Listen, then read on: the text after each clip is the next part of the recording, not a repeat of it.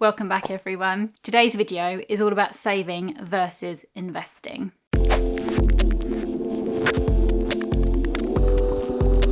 I've actually been asked this quite a lot about when should you be saving and when should you be investing? What's the right ratio to have of cash versus investing? When should you do one over the other, etc., etc. So that's what I'm going to be talking about today. Now, the first key point about all of this is an emergency fund should be your priority. It doesn't matter if you have other investments that you're plugging money into, that's fine. But if you don't have any money in an easy access cash account, you really should be doing that before you do anything else. This is really important because if you don't have money anywhere but investments, that's in a risky area. No matter how high or low risk it is, there's always some element of risk with those investments. And if you suddenly needed that money and you needed a certain amount of it, that might not be there when you come to get it. So it's really important to have a cash account with some money in, because that will never be at risk. I say never be at risk. It will be protected by the Financial Services Compensation Scheme up to £85,000 per account, or per bank, I should say.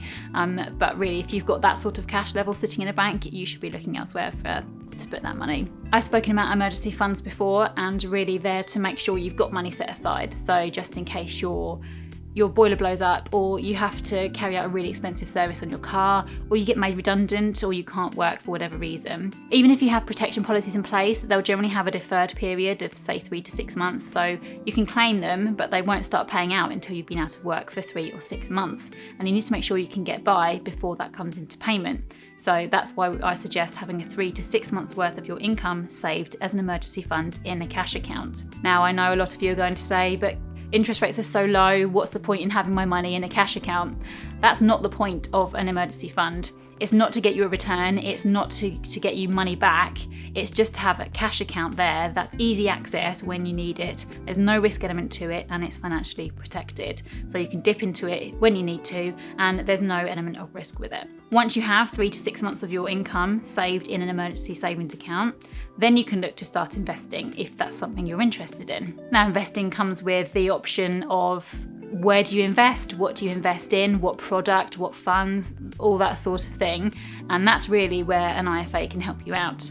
They can assess your situation and your objectives, and they can really put you on the right track and get your money in the right place to meet those things. Now, investing can be a little bit scary if it's not something you've done before. And again, it's an area that some people think you need to have a lot of money for, but it's really not. You can have regular savings plans, regular investing plans that mean you just pay monthly into, say, a stocks and shares ISA or any other sort of investment. You can put lump sums in if you do happen to, inherit some money, or you receive a lump sum from somewhere. You can absolutely top up those investments with those things, but it all depends on what sort of product you've got. And so that's really why it's worth seeing an IFA to make sure you've got what's right for you. It's also making sure that your investments within those products are right for your risk level. So there's no point in you being risk averse or really low risk and then investing in something really high risk. You need to make sure that those two things correlate, and so that your investment profile is right for your risk profile. Again, that's what an IFA can do for you. Something else I have been asked about recently is, how do you build up an emergency fund? So I know this is difficult at the moment. There's been a lot of furloughing and a lot of redundancies, and 2020 generally has been a little bit tough for a lot of people. If you don't have any emergency money set aside, the best thing you can do to start doing that is to budget. So work out what you're spending, where you're spending it, what's necessary and what's unnecessary. You can work out where you can make cutbacks, where you are spending unnecessarily, and then really start to work out what you can divert into a savings account. And if you can do that on a monthly basis, you shouldn't miss that money. Just set up a standing order to move as soon as you get paid or as soon as your income comes in, and then you'll never miss it and you'll never be tempted to spend it. It does need to be easy access, and it can be tempting to dip into that emergency fund, but you really shouldn't be touching it unless you absolutely have to. It is there for emergencies, and it's called an emergency fund for a reason. If you build it up on a monthly basis, by the end of 12 months, say, you should have a decent sized pot there.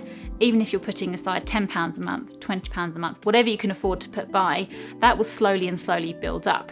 It's not going to happen overnight, but it's the best way to build up a savings pot that you should have set aside for when you need it. I have some clients who have more cash than they do investments, or they have different ratios of different things, and that's absolutely fine, but that all depends on what they're happy with and what their risk profiles are. If you're a low risk investor, you generally will hold more cash than a high risk investor, but that's why it's so important to establish your attitude to risk before you get started with investing. It also means you can establish how much cash within an investment portfolio you should hold, how much equity you should hold, how much fixed interest, how much high risk investments, all those sorts of things that come together to build your investment profile. So it's really important to make sure that you establish what your risk attitude is before you do any investing, whether you do that off your own back or you do that with an IFA. I hope that's been helpful, and I hope that's given you some tips for how to build up an emergency fund, when to start doing the transition from savings to investing, etc, etc. If you've got any questions, leave me a comment below, like the video, subscribe to the channel, and I'll see you next month.